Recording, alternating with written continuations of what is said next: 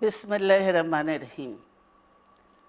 প্রিয় নেতৃবৃন্দ, সহকর্মীবৃন্দ, সকল শরণার্থীগণ, আসসালামু আলাইকুম।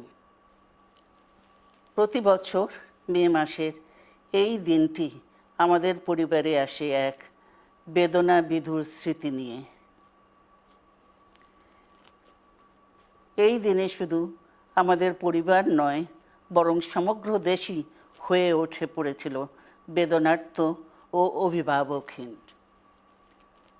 আমাদের প্রিয় মাতৃভূমি বাংলাদেশের জন্মের সাথে জড়িয়ে থাকা এক অবিচ্ছেদ্য নাম শহীদ প্রেসিডেন্ট জিয়াউর রহমান, যে চট্টগ্রাম থেকে স্বাধীনতার ঘোষণা করে তিনি এ দেশের সাথে তার নাম অবিচ্ছেদ্য করেছিলেন।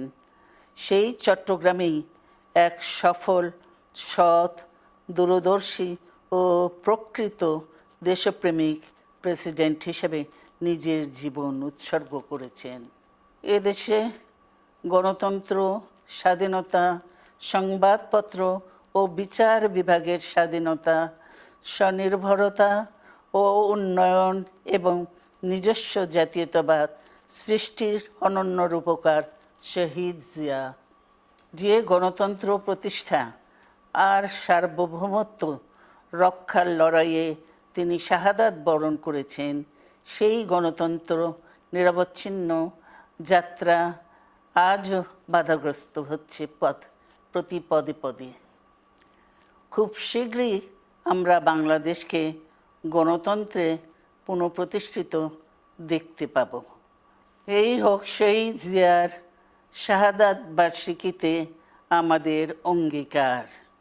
এই লক্ষ্যে সুশৃঙ্খলভাবে এগিয়ে চলার জন্য আমি বিএনপির সকল পর্যায়ের নেতা কর্মী ও দেশবাসীর প্রতি আহ্বান জানাচ্ছি।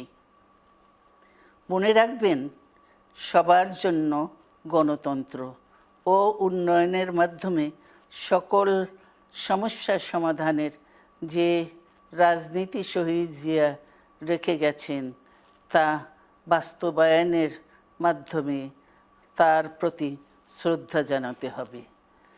আমরা তার বিদায়ী আত্মার মাগফিরাত কামনা করছি। আল্লাহ হাফেজ। বাংলাদেশ জিন্দাবাদ।